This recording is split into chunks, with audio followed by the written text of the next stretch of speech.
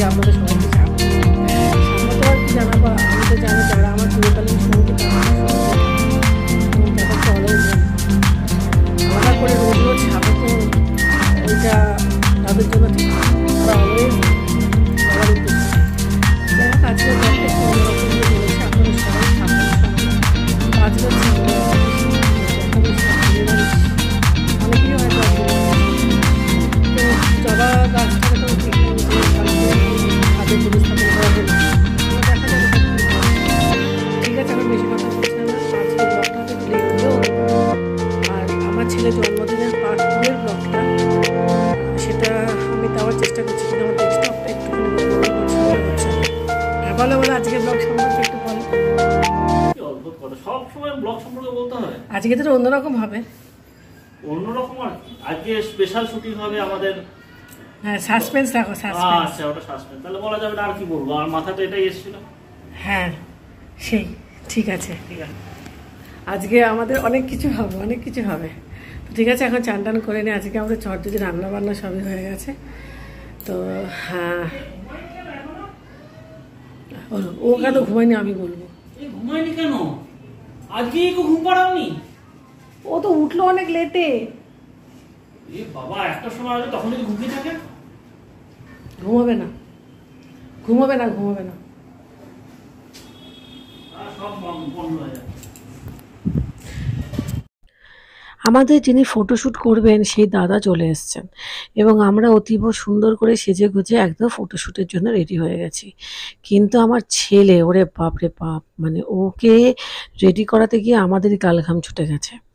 সবই ঠিক হলো বা সবই ঠিক ছিল, তবে একটা কথা কি বলুন তো বন্ধুরা, এই যে ফটোশ্যুটটা না, এটা প্রকৃতির মাঝে হলে খুব ভালো হতো, কিন্তু এতটাই গরম যে ছাদে করা গেল না, সেই ওই ঘরের 4 দেয়ালের মধ্যেই করতে হলো। তো যাই হোক, এখন এটা ফটোশ্যুটটা করার একটা উদ্দেশ্য হচ্ছে যে যিনি আমার ছেলের জন্মদিনের পুরো মানে জন্মদিনটা পুরোটা ভিডিও করেছেন, ওই দাদার কাছে মনে হয়েছে যে আমাদের সাথে একান্তভাবে তো কোনো ছবি নেই আমার ছেলের। তো সেই জন্যে উনি অনুরোধ করলেন যে আচ্ছা আপনাদের সাথে তো কোনো ছবি নেই, এটা তো একটা স্মৃতি বাবা মা সবার সঙ্গে থাকাটা। তো যাই হোক ঠিক আছে, আমরাও ভাবলাম যে হ্যাঁ সত্যি তো আসলে জন্মদিনের সময় এত লোকজন, বুঝতেই পারছেন, তালে গোলে আর আমাদের সঙ্গে সেই বিশেষ মুহূর্তের ছবি আর করা হয়নি আর কি। তো যাই হোক, এখন ওকে ভুলিয়ে ভালিয়ে একটুখানি ছবি তোলা হচ্ছে। ও তো ক্যামেরার আলো একদমই সহ্য করতে পারছে না, এবং আমার ছেলে একটুখানি পাংচুয়াল টাইপের আছে, মানে ওর টাইমে ঘুম টাইমে খাওয়া দিতেই হবে, এরকম একটা ব্যাপার আর কি। তো সেই জন্যে ওর বাবা বলছিল যে আরে তুমি ওকে ঘুম পাড়াওনি, যদিও ফটোশ্যুটের সময় ঘুমিয়ে পড়ে।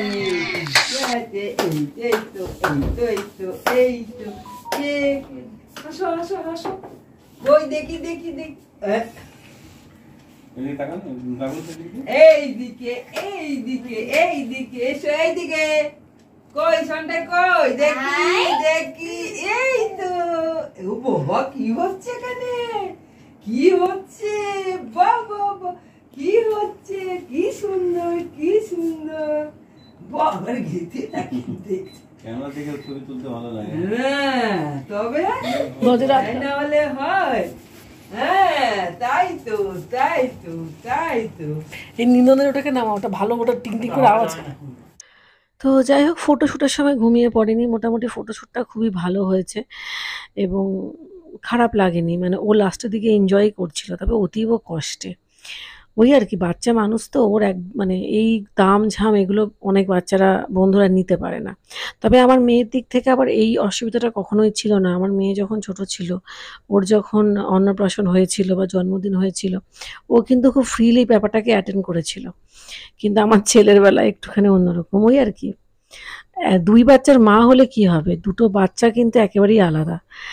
তো নতুন করে আবার মাতৃত্ব শিখতে হয়। হয়তো অনেকেই বলবেন যে, বা অনেকেই বলে থাকে যে তুমি তো প্রথমে একটা বাচ্চার মা হয়েছো, তাহলে দ্বিতীয় বাচ্চার ক্ষেত্রে এটা কেন বুঝতে পারছো না? ব্যাপারটা দ্বিতীয় বাচ্চা প্রথম বাচ্চা নয় বন্ধুরা, প্রত্যেকটা বাচ্চা ইন্ডিভিজুয়াল হয়, তাদের আলাদা একটা অস্তিত্ব থাকে। তাই জন্য মায়ের পক্ষেও সেটা বোঝা সম্ভব হয় না। যদি আপনার ঘরে 4 ভাই বোন বা 2 বোন থাকে সেখানেও দেখবেন যে 4 ভাই কিন্তু ডিফারেন্ট ক্যারেক্টারকে লিড করছে। অর্থাৎ তাদের চরিত্র কিন্তু ভিন্ন ধরনের। তারা কখনোই কিন্তু একরকম হবে না। 2 বোনের ক্ষেত্রেও আবার সেম। বড় বোন যদি একরকম হয় তো ছোট বোন আরেক রকম হবে। ওই আরকি। হয়তো একই মায়ের পেটের সন্তান হতে পারে কিন্তু মানুষ হিসাবে কিন্তু তারা এক্কেবারে একে অপরের থেকে আলাদাই হয় বন্ধুরা। একরকম হয় না। তো ওই আরকি। যাই হোক যুগ অনেক পাল্টেছে। এখন মানুষ এই কথাগুলো অনেক সহজেই বুঝতে পারে। কিন্তু একটা সময় এমনও গেছে মেয়েদের জীবনে যে তখন এই কথাগুলো বোঝানো বা বোঝার মানসিকতা সত্যি কারোরই ছিল না।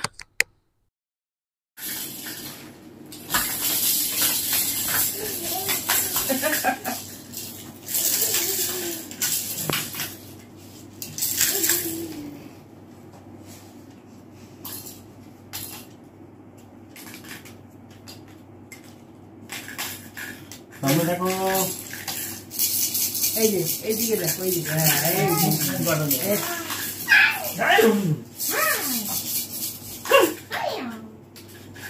বাবা সন্টা হাটে বাবা। আর চলো চলো এরপর দিয়ে চলো। ওখানে ঢাকা না পড়ে। আমাদের ফটোশুট হয়ে গেল। অনেক রকমভাবে অনেক কিছু করে ফটোশুট হলো। আর আমার কাছে বেশ ভালোই লাগছে। এই না পরে নাটকটা করে এবার একটা কাজ আছে ওটাকে করে না। ওরা উনি আসছেন, বক্তব্যটা রাখো। এখনো একটুখানি কিছু বাকি আছে। এসিটা অন করো। আমাকে কেউ এরা কথা বলতে দেবে না আজকে ব্লগে।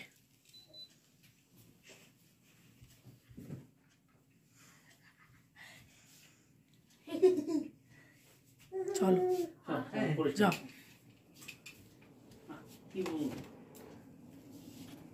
ফটোশ্যুট আমাদের শেষ হলো। তো আমি যখন কথা বলছিলাম আপনাদের সঙ্গে মাঝেই একটু কথাটা কাট করতে হলো। তার কারণ হচ্ছে কিছু বক্তব্য আমাদের রাখার ছিল আমার ছেলে সম্পর্কে, এই ওর হওয়া, তারপরে কতটা আমরা খুশি, এই সব আর কি। তো যাই হোক, আমার কাছে কি সুন্দর লাগছিলো পরিষ্কার কথা। দেখুন, আমি বরাবর নিজের জন্য সাজতে ভালোবাসি। সাজি আমি খুবই কম, কিন্তু যখন সাজি ভালোভাবে সাজি এবং চেষ্টা করি। তবে হ্যাঁ, নিজের জন্য সাজতে খুব পছন্দ করি তো ডেফিনেটলি।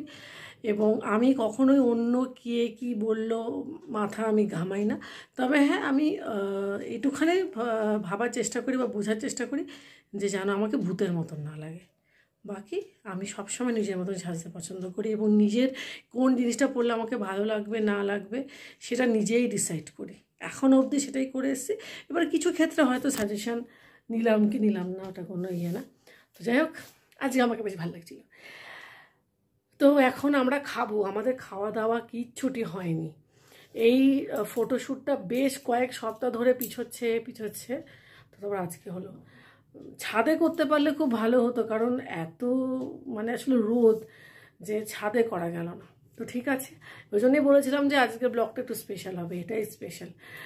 তো আরেকটা আমি আরও একবার বলে দিই যে আমি আমার ছেলের জন্মদিনের যে ব্লগটা ছেড়েছিলাম টু বি কন্টিনিউ বলে, সেটার পার্ট 2টা অবশ্যই আসছে এবং এই ব্লগটা তো আপনারা দেখতেই পাবেন।